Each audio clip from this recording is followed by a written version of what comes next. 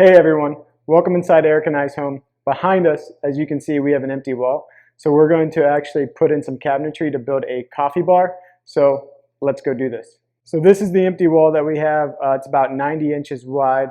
We're planning on putting about 4 cabinets in here. So going from left to right, there'll be one that's going to be a 21-inch cabinet. The one in the middle is going to be a 33-inch cabinet. And then finally, we're going to put a 21-inch cabinet at the very end to build the coffee bar.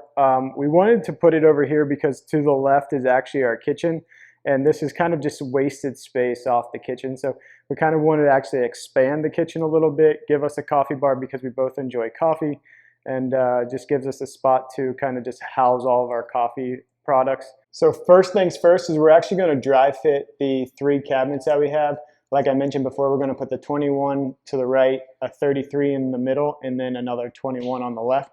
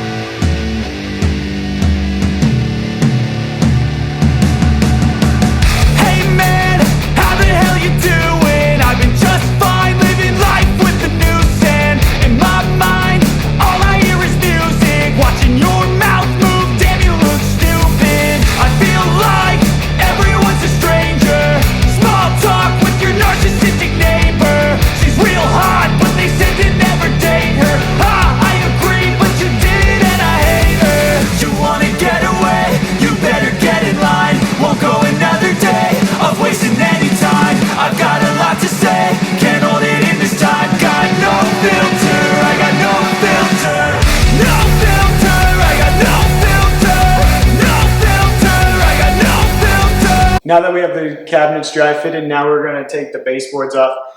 First step is you're going to cut the caulk seam along the baseboards.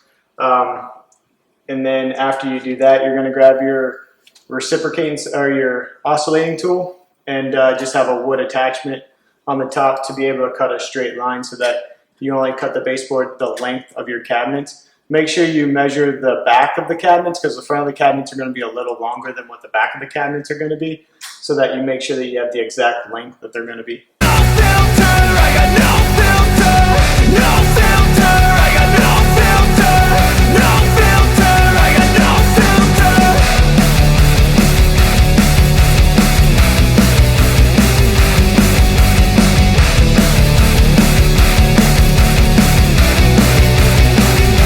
So we put some blue painter's tape on the baseboard because we wanted to avoid splintering while cutting.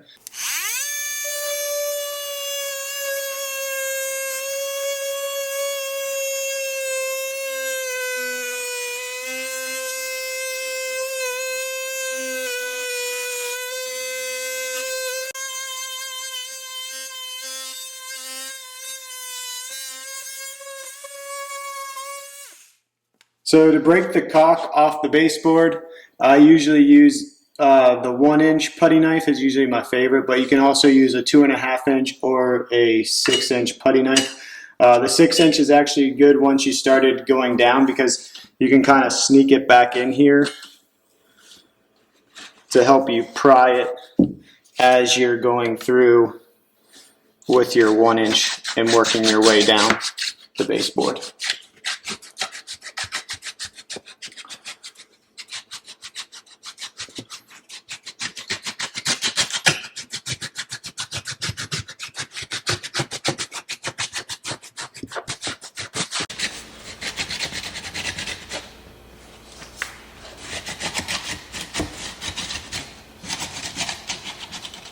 Since our floor is tiled, they actually laid the baseboard on top of the tile, so then they run a bead of caulk here, so then you're going to have to take your tool to rip that bead of caulk off before peeling it off, or peeling the baseboard off the wall as well.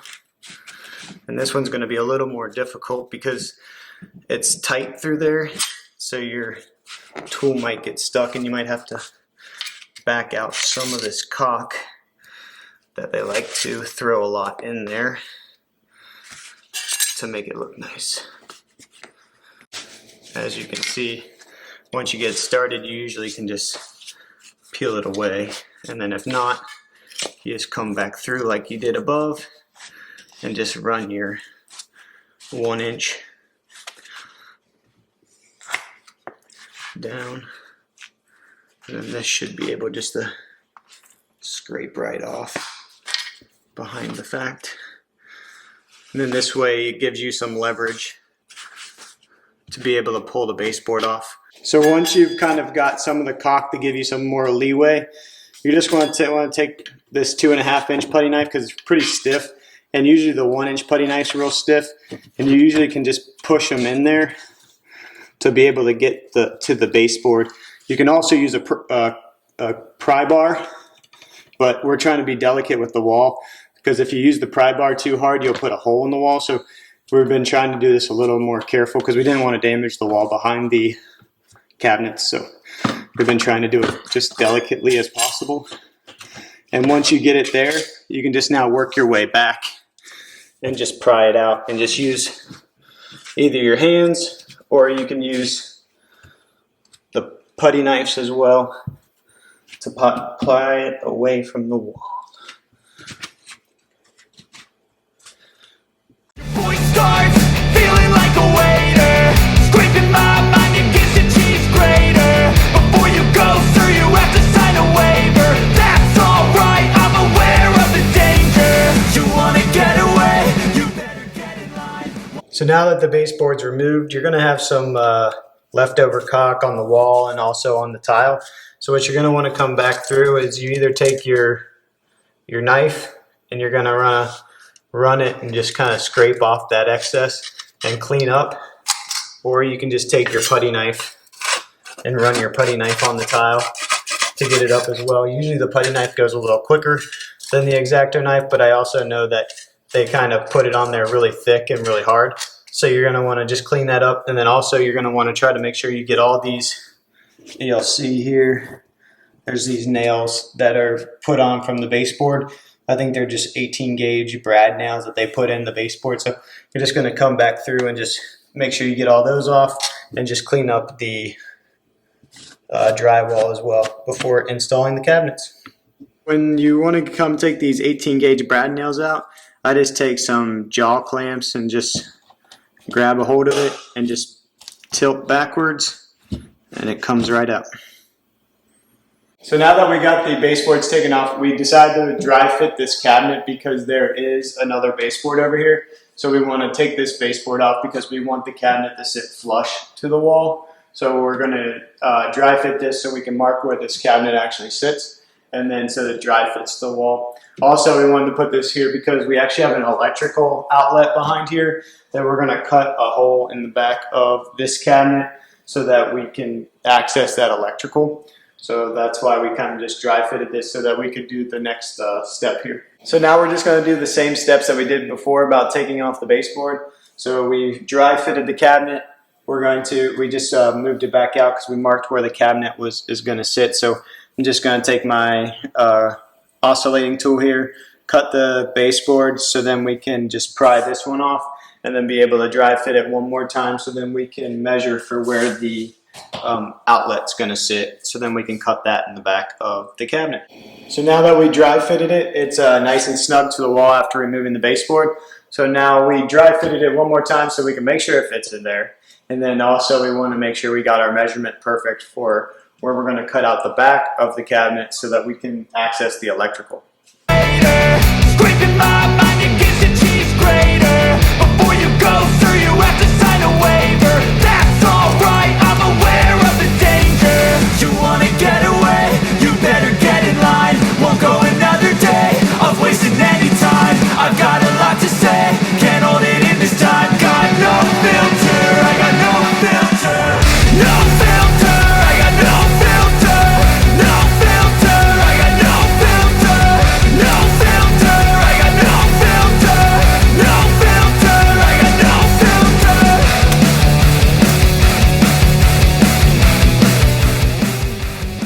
So our outlet is about 14.5 by 20.5 off the ground. We're making it a little larger just so that we have an extra space. So what I'm doing right now is measuring over, because it's about 14 and 18 wide off the cabinet. So what I'm using is a level to kind of bring that line over to where they actually meet on the cabinet so that we can get a pretty decent straight cut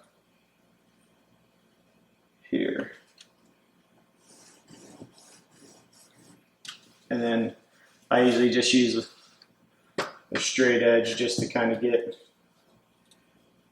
a rough where it needs to be cut.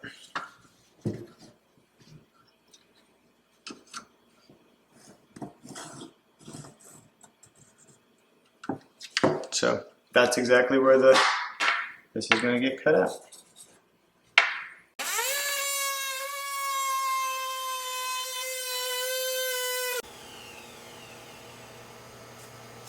As you can see, I was a little hair off with my measurements. I wanted it a little bigger, but I thought I'd be bigger on this side and be a little more square, but I wasn't, and that's just the way sometimes these things go. But it's in there. We're able to get to the electrical, which I'm happy about, and so is my wife. So now I just need to shim this, get it level, and then be able to attach it to the wall. Before shimming and attaching the cabinets to the wall, we decided to dry fit to see what it looked like. We also wanted to see how far off level we were.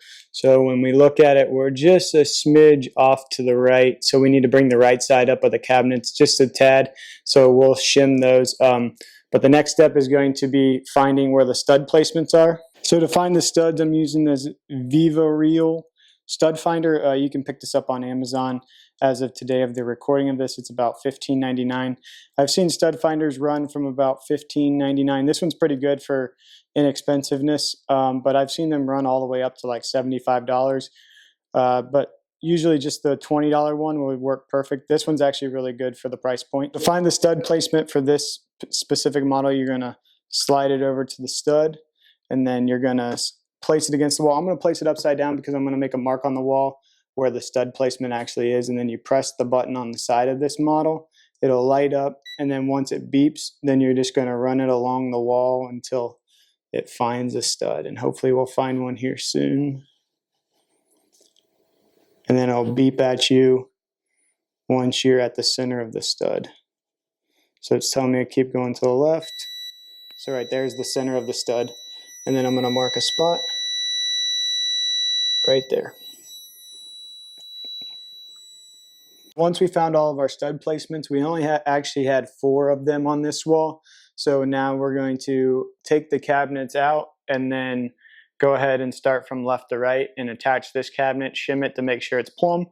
And then we'll move on to the middle cabinet, make sure that one's level and plumb, and then same for the last one. To attach the cabinets to the wall, we'll be using these 2.5-inch construction screws. These are about the perfect length to go through the back of the cabinet and then into the stud.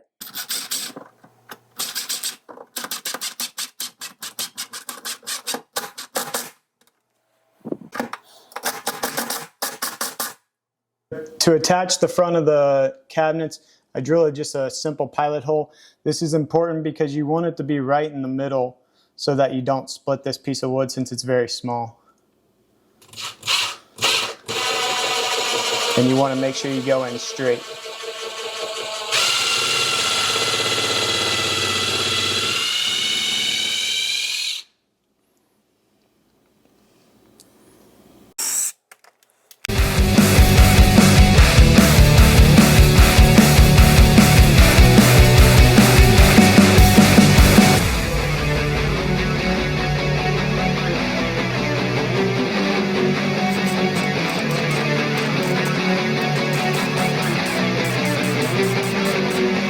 What I just did that you saw was that I connected the 2 cabinets on the front, so then we have this flush seam.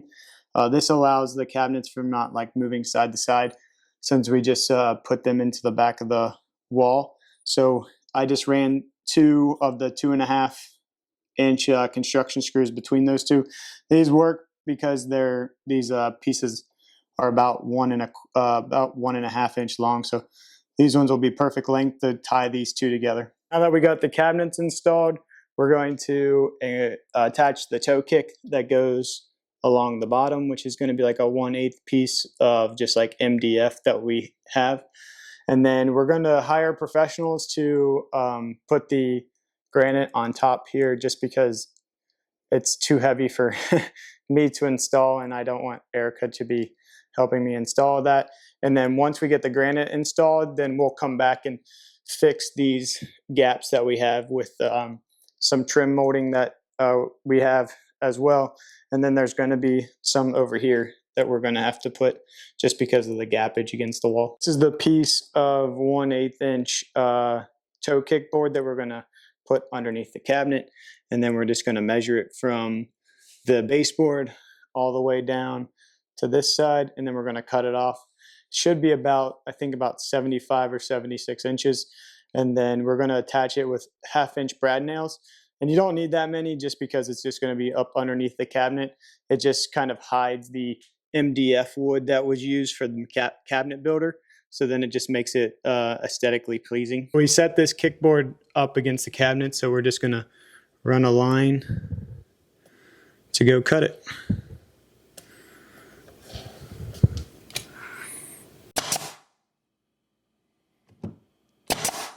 Since this is where the toe kick meets the cabinet, it's kind of not like clean. So we decided to pick up this MDF corner piece that we're just going to cut down, and then it's going to sit flush just like that. So basically you come in here, mark where I'm going to need a cut, and I'll go make the cut and fit it. Cut the piece down, you're just going to fit it. We'll nail it with 4 brad nails, because we're going to put 2 on each side. That's it for installing cabinets. Now our next step is going to be installing the granite. We have a few granite guys coming out to give us some quotes. We're looking to get the same granite that we already have in our kitchen to just match that. Like we said, we're going to turn this into like a coffee nook. So next steps is going to get the granite. So once we get the granite installed, then we'll move on to tiling the back of it. So thanks for watching this video. Like and subscribe if you like this type of content, and we'll see you when we put the marble in.